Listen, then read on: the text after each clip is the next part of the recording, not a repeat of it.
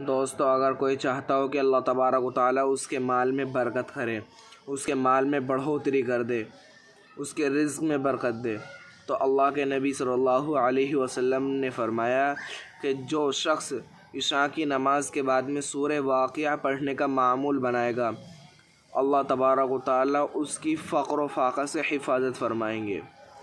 اس عمل کو کرنا اور ایسی ویڈیوز کے لیے اپنے بھائی کے چینل کو سبسکرائب کرنا، ویڈیو کو لائک کرنا، شیئر کرنا۔ السلام علیکم ورحمۃ اللہ وبرکاتہ۔ بسم اللہ الرحمن الرحیم۔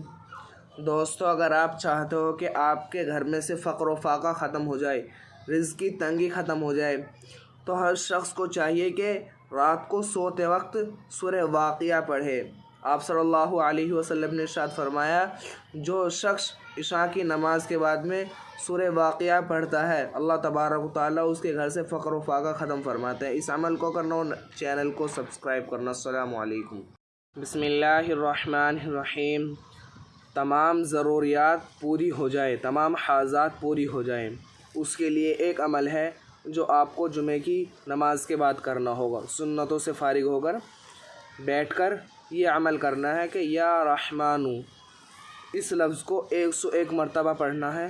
اس کے بعد اپنی ضرورت سے متعلق جو بھی دعا ہے اس دعا کو مانگنا ہے۔